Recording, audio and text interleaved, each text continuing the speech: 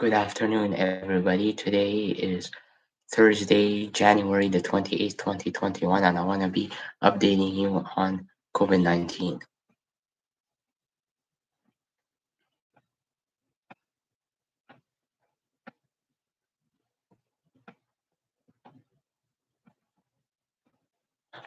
So in Canada, we have 76,001,226 cases have been reported.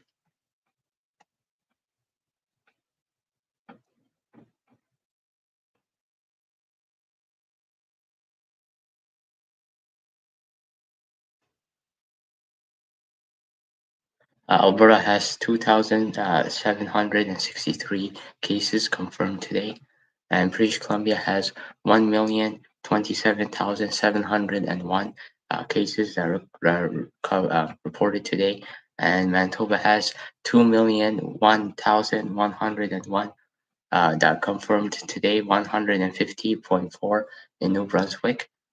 Newfoundland and Labrador has 76.8 cases. Nova Scotia has 161 cases, and Ontario has 1,767 new cases. Prince Edward Island has 68.9 new cases. Quebec has 3 million point 7 cases. Saskatchewan has 1,935.2 cases. Northwest Territory has 68.8 cases, and Nunavut has 71.78 that are reported today, and Yukon has 166 cases that are confirmed today alone in Canada. So these are the cases that we have across across the country.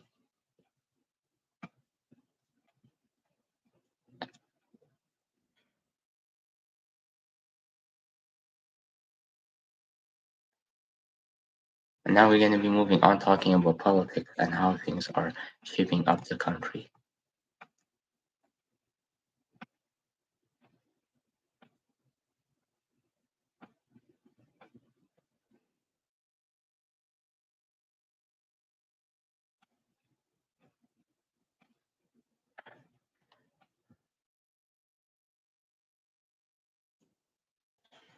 So the parliamentary budget officer says a pledge by the Trudeau Liberals to plant 2 billion trees could cost almost double what the government says. The tree planting spare spread over a decade is supposed to start in the spring, and the cost of $3.16 billion over the time based on the federal estimates. Getting to the 2030 target means planting about 200 million trees a year, more than the usual 600 million or so. The spending watchdog analysis suggests getting there is also going to require more money, about 2.78 billion more, bringing the overall cost closer to 5.94 million. The budget officer reported is based on a similar program the Ontario government ran, using the average per tree cost and adjusting for inflation over the next 10 years planting period. The tree planting promise made during the 29th federal election was part of a 3 billion decade-long effort aimed at managing, conserving, and restoring the country's forests, grasslands, and wetlands. Planting those trees is job two and I have to say it's also getting Canadians really excited. It gives people a personal hands-on investment in what it means to be building a green future. The program was to take root to the fiscal year, which closed at the end of March, but the government hadn't budgeted any money to effort, and also checked up delay to the COVID-19 pandemic. Budget officer estimates planting about 1,500 trees per hectare, which is about the size of one soccer field. Clearly, this is what was more communication exercise rather than a substance policy to help with our environmental goals. Either they have to cut their promise and only deliver a much smaller amount of tree, or second of all, they will have to double or more their budget for this program. The budget officer also estimates in separate report that a pandemic loan program for small businesses will cost the government to nearly 20.3 billion, more than 14.6 billion estimated in the fall economic statement. The Canada Emergency Business Account now provides up to 60,000 dollars in interest-free loans to qualify small businesses. A portion of the loan is forgive if paid back on before December 31st, 2022. The latest federal data from the program shows the nearly 32.7 billion in funding had been approved as on January the 21st. The budget officer also released a third report on Thursday looking at the government's projections from taxing international digital platforms. Estimates the government may end up getting slightly more than planned from the measures over the next 5 years. November economic statement estimated the digital tax in yield 3.4 billion in new revenues through to March 2026. The report also estimates tax base is subject to high degree of uncertainty. The PBO office also noted that the business are likely to adjust their service and prices is response to any next two taxes.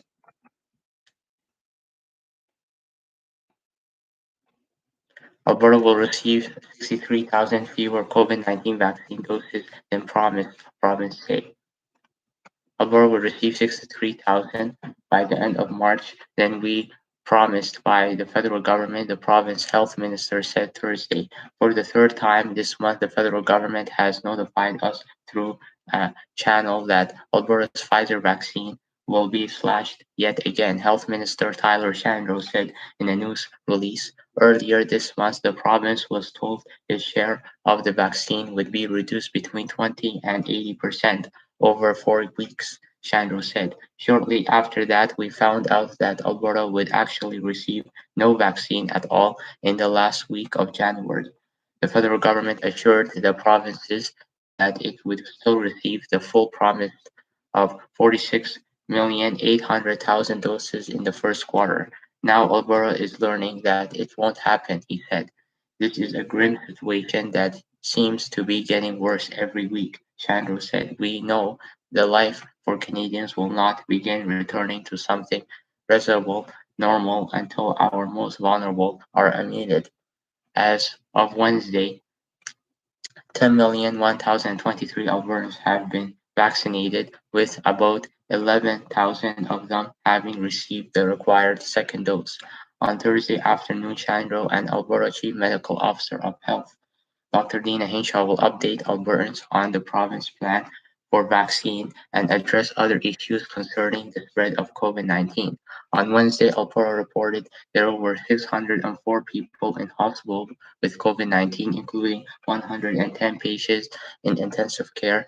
There were 12 new deaths, bringing the total to 1,599. The number of active cases in the province has dropped to 8,203. Recent COVID-19 updates have seen Hinshaw Albertans about the presence of new, more transmissible coronavirus variant in the province.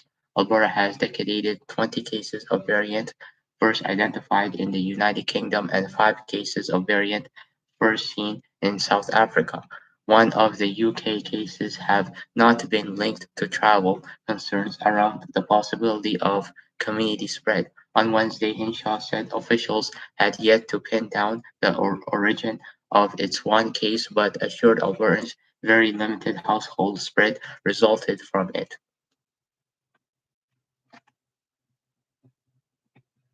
So that's what's happening.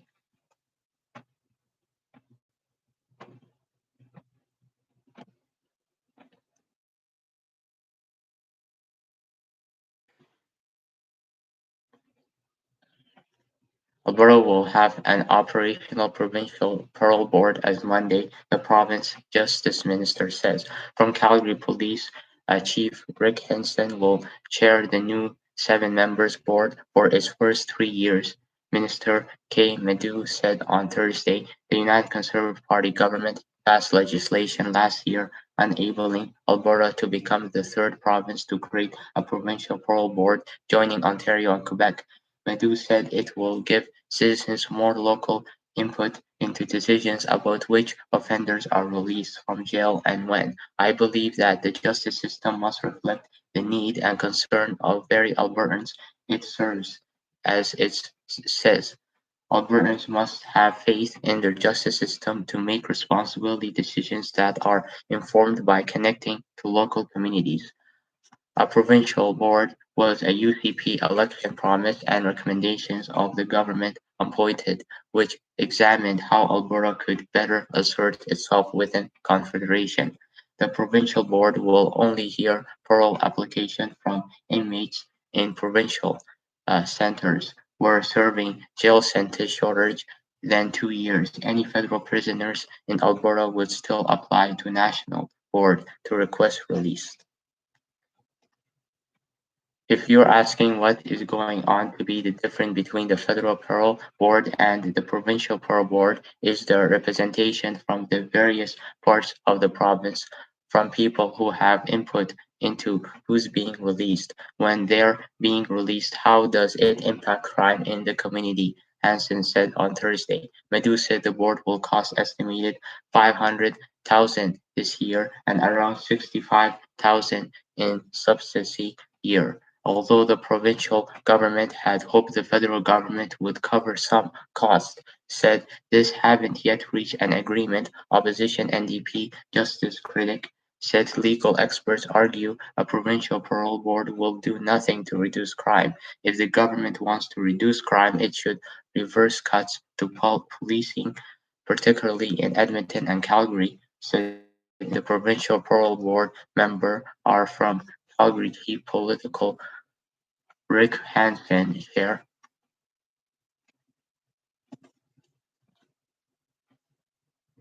So this is what's happening in Alberta today, and that's what's making things a little bit different and complicated.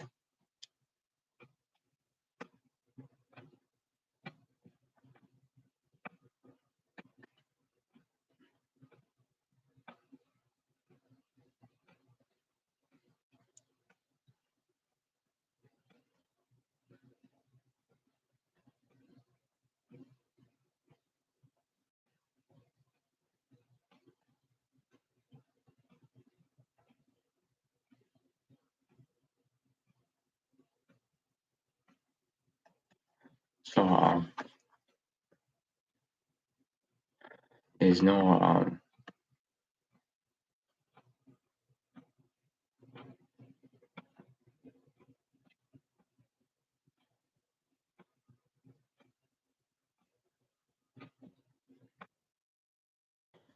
multiple former employees say they're considering a legal option in the wake of blistering report into claims from former Governor General Julie Payette created a toxic workplace culture at the Rudolph Hall, verbal harassment, staff, and engaged in some cases of unwanted physical contact. Other former staff members who left jobs at Rudolph Hall said they are now actively trying to return to the institution. Rudolph Hall is encouraging employees who left during Payette's mandate to contact human resource to see if they could be considered for position. Lawyer specializing in employees issues says the federal government directive on resolution of workplace harassment and violence state it must ensure the well-being of the workplace of restored. Payette and her long-term friends and second-in-command resigned last week after receiving copies of independent review into claims they mistreated staff. The government released a heavy redacted copy of independent report Wednesday night under the Access to Information Act, which includes allegations from staff members of yelling, screaming, aggressive conduct, demeaning comments, and public humiliation. Some participants spoke about the Reign of Terror. The report said 17 participants in the review said they left their job at Rudolph Hall because of the hostile environment, and 13 reported they took sick leaves. Complainants said they observed at least 16 staff leave. The departures undermined moral and staff confidence. The private counsel officer triggered a third-party workplace review 2 days after a CBC News story in July Quantate, the company that conducted the review, concluded that was a serious problem with working conditions at Rudolph Hall that required an attention from the PCO. As of January 26, PCO said it wasn't aware of any lawsuits stemming from Payet's treatment of staff. Over the past 6 months, CBC News has spoken to more than 20 former Rulo Hall employees and public servants who said they either experienced a mistreatment firsthand or witnessed it. Some sources said they experienced symptoms of post-traumatic stress disorders. Others went anticipates of sick leaves, said multiple former employees. Many staff members felt their only option was to quickly leave jobs at Rudolph Hall because they felt there was no other way to escape the treatment. Several former employees told CBC News on conditions their names remain confidential so as not to hinder their future jobs perspective. One former employee said they broke down crying the day after Payet's resignation. For the first time, they said they realized they were a victim. Another staff member described shaking all day when they heard the news last week, and memories of the allegation emotional abuse came floating back. The individual said they've lost the drive at their new workplace and most days feel numb. Some former staffers said the treatment ate away at the confidence of the self-worth to the point where their personalities came unrecognizing to their loved ones. Payet issued a statement when she announced her resignation. She said she welcomed the workplace review and encouraged people to take part. While no formal complaints of officials were made during the tenure, which would be immediately triggered a detailed investigation of prescribed by law and collective agreement in place. I still take these allegations very seriously, said Payet on January 21st. We all experience things differently, but we should always strive to do better and be attentive to one another's perceptions. Lawyers specializing in employment issues said the federal government options for responding to harassment, including a joint workplace assessment, implementing recommendations from the investigative report, and potentially getting a labor relations specialist involved. Ottawa employment lawyer said workers shouldn't be ashamed about what they experience and they have legal options. There's no doubt that everyone has the right to be a safe and hostile-free, violence-free workplace, said individuals are going to have various rights to get a remedy suited to them, depending on whether they're unions, current workers, or those who recently departed will have different options. Those included grievance through their union or complaints under the Canada Labour Code for mental serving. For other issues, she said, they might have a claim of constructive dismissal and they'll be looking at income loss, said Lightly. Under the grievance process, she said, there's certainly a way to get damages. Following Wednesday's report, Ottawa workplace harassment investigator Jennifer White said the Humpty Dumpty part of the process comes next. It should involve the government picking up the pieces to repair the damage. White said it's not involved with the case at Rudolph Hall, but has investigated similar situation in other workplaces. Even though Payet are gone, White expects there will be a lot of tension in the workplace. I'm certain that the Governor General does have support within the rank, said White. A divide could form between those who supported Payet's leadership and those who didn't. White said more employees could also choose to leave. If she was investigating this case, White said she would try to find out why none of the 92 people who took part in external workplace review consulting filed formal complaints during Payet's time in office. Why is that none of these people felt comfortable enough to bring forward a formal complaint, said White. She said fixing this system is critical for moving forward. The report said rural hall employees felt that they had no ways to express their concerns and believed HR practice and the institution staff said they had no way to report the really unhealthy environment other than to speak to the media. Some members of the Rudolph Hall management told the reporters of harassment predicted the current managers said they have taken steps to address employee well-being in the recent years. Managers also pledged to implement new measures including adopting harassment prevention policy and holding a session to better understand employees' concerns, the report said. Rudolph Hall said in a statement to CBC News that it's offering additional support service to any staff having difficulty arising from events at the office. Kevin King, national president for the Union of National Employees, said a culture of suppression is to blame. His union represents about 100 workers at Rudolph Hall, including those involved in international communications, maintaining the grounds of the housekeeping. The culture was so expressed that there any complaints had summarized to have been met by further tactile, King told BBC News. King said the workplace needs to be restored moving forward. He met with the Privacy Council office after CBC reported in July and has another meeting booked in the next month. From my vantage point, we recognize the PTSD people using sick leave and physical harm from those who came forward, he said. These issues need to be addressed.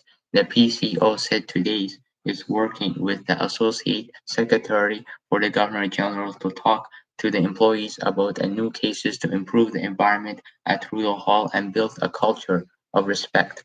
We acknowledge the impact that the state of workplace health has had all employees, said PCO spokesperson in a statement to CBC News. This has been a very difficult time and we are committed to restoring the workplace to focus on the challenging that lies ahead.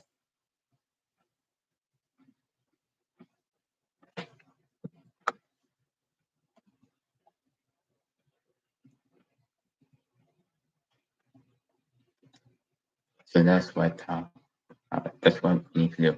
The defense minister reasons for allowing Canada Foreign Signals Intelligence Agency to perform otherwise illegal activities were sometimes insignificant, according to new intelligence commissioner in the first kind of report. While many of the details about what Class 10 activities could actually involve are omitted from the report, it offers a glimpse into the back and forth deciding when Canada's cyber spies can intercept private communications.